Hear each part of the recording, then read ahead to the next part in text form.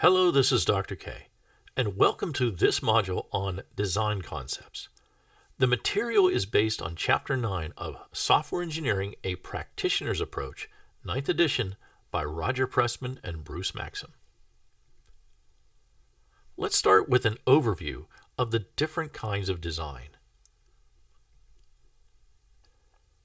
Abstraction is an extremely important part of software engineering, especially when it comes to component design. Object-oriented languages have a mechanism, namely the class, that supports abstraction, information hiding, and encapsulation by default.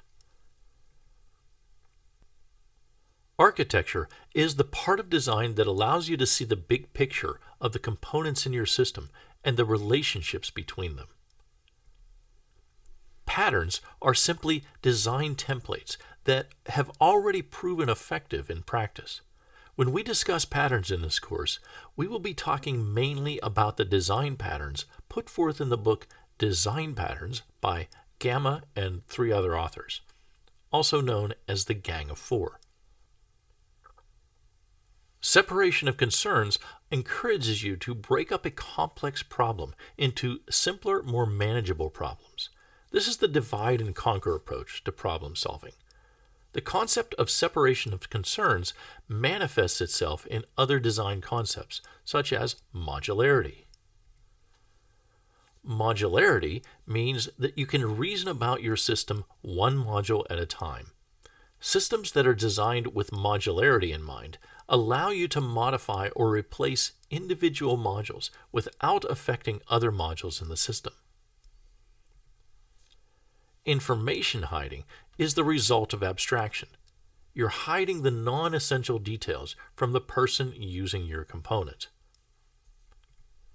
Functional independence is a property that helps you determine how many modules to have. Too few modules means that individual modules are performing too many tasks. Too many modules means that modules are too interrelated with one another. Refinement is the idea that as you move from the analysis model through to the design model and on to the implementation, your components become more and more detailed. And refactoring is the modification of your code that results in a better design without changing the observable behavior.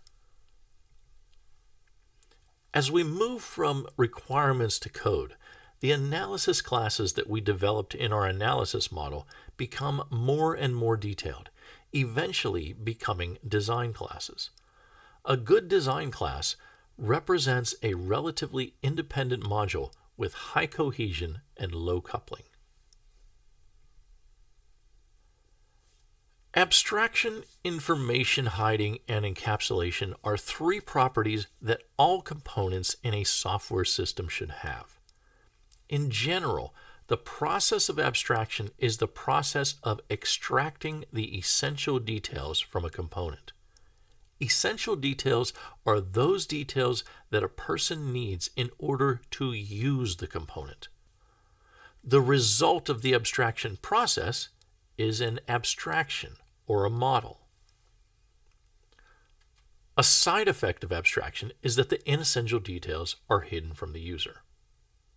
And that's information hiding. Encapsulation is the process of enclosing items in a container. As an entity, an encapsulation is the enclosure that holds those items. These 3 properties, abstraction, information hiding, and encapsulation, are something object-oriented languages claim to support by various mechanisms. I've given you definitions of them, but can you tell me which specific features in Java or any OO language support each of these properties?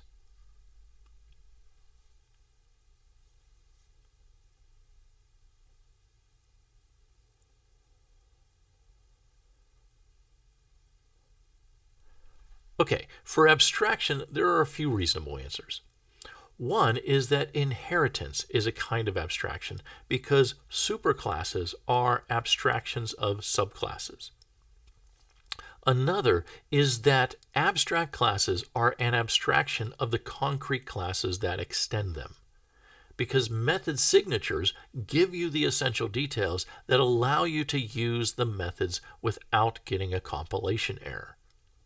And of course, the ultimate abstract class is the interface, where all of the methods are abstract. But if you think of an abstraction as something that gives you all the essential information you need in order to use a component, I think interfaces are incomplete. Yes, they give you the method signatures, but they don't tell you how the methods behave. In fact, if I wanted to find out how to use a Java component that was created by somebody else and I never used it before, where would I go for that information? Okay, if you thought Java Doc or Java API, you'd be exactly right. That's where I go when I want to find out how to use a particular class. So for abstraction, I would put interfaces and Java docs, and I would keep in the back of my mind that inheritance is also a kind of abstraction. For information hiding, I would probably put access modifiers. These are the keywords such as private, protected, and public that allow you to decide what portions of the component you want to be visible to the outside world. For encapsulation, there is really only one best answer, and that is the class.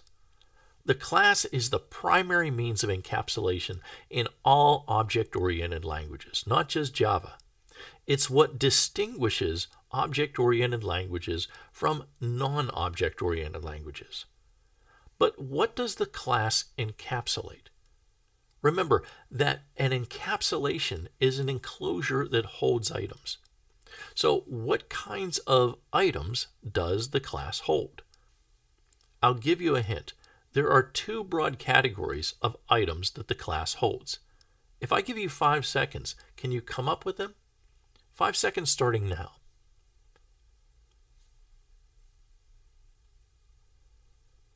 Ready? In an object-oriented language, the class encapsulates or combines the data of an object with the operations that manipulate that data. If you said fields and methods, same thing. That's just Java's way of saying data and operations. This is the most important feature that distinguishes object-oriented languages from non-object-oriented languages. In OO languages, data and related operations are combined together into a single encapsulation, the class. Let's talk about modular design. Here's a picture of a home entertainment system. Its design is modular. Take a look at this picture, and I'll give you 5 seconds to name some of the components involved in this system. 5 seconds starting from now.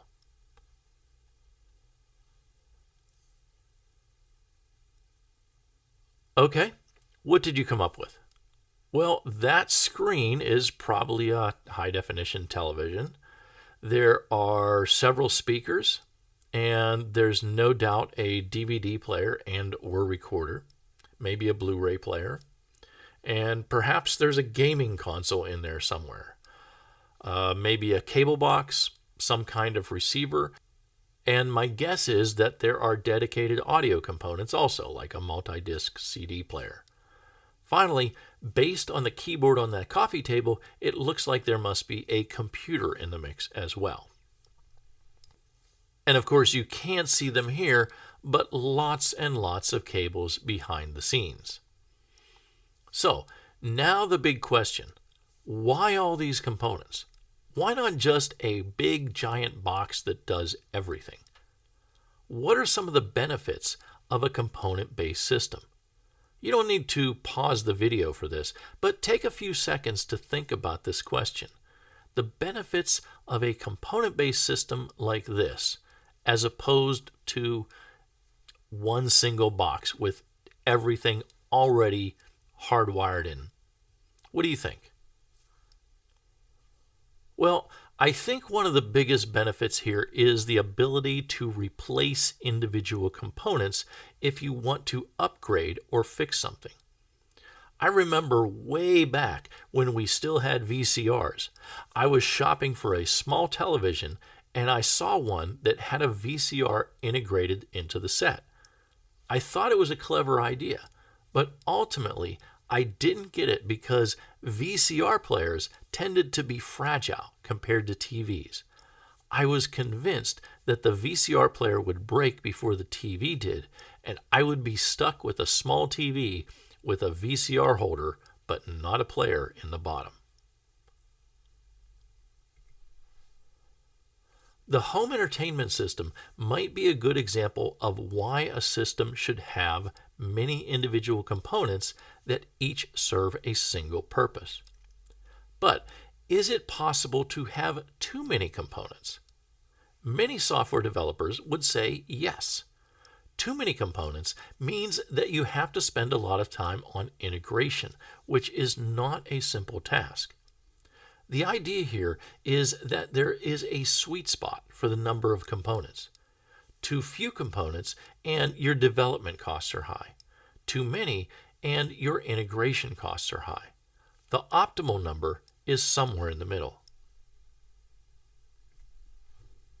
Another way of looking at the balance between few components and many components is in terms of cohesion and coupling. A component that is strongly cohesive means that it does one and only one thing. This means it's easier to design and it's also easier to maintain if you have to modify or replace that component. A component that is loosely coupled means that it is not overly connected to other components in the system. Of course, for a system to function, components must interact with one another. But if a single component is connected to many other components, it's sometimes difficult to reason about its behavior. Strong cohesion and loose coupling are often competing properties. For example, if you just have one component in your system, you don't have coupling.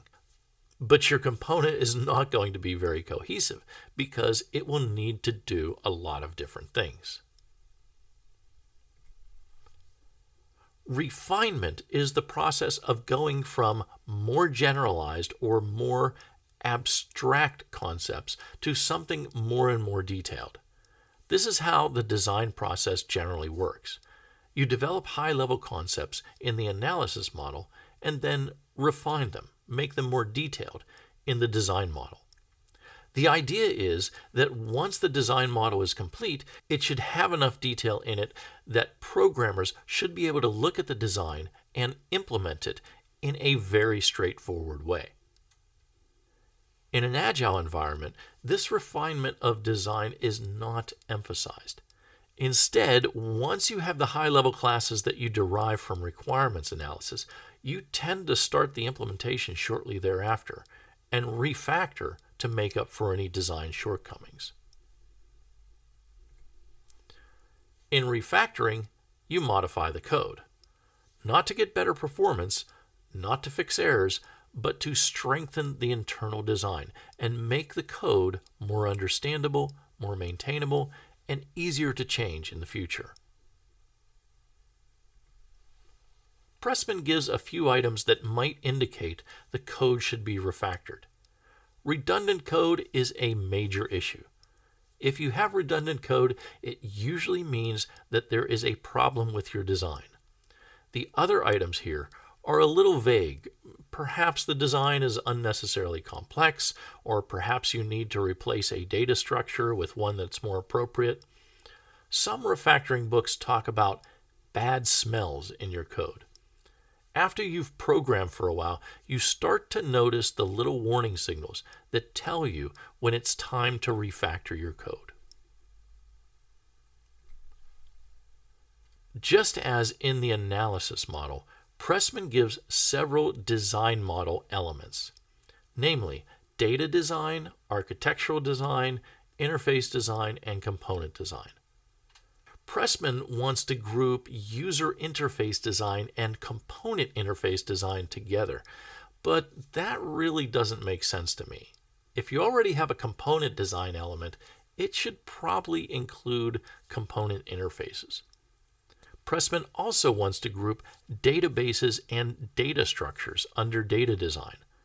This seems more reasonable since both of them are concerned with storing data. The figure here is a little different from the one in the book. Pressman thinks sequence diagrams are a kind of behavioral element, whereas I see them as class-based elements. So that's where I put them. Therefore, I see scenario-based elements and behavioral elements informing user interface design, whereas the class-based elements are informing everything else. However, I do have my biases. I'm very comfortable programming in object-oriented languages, so I tend to see class-based elements as having a lot of influence in the design. I'm also very familiar with component-based development, so I see a strong connection between components, data, and architecture. And that's it for this short section on design concepts. We're going to be talking a lot more about design in future modules.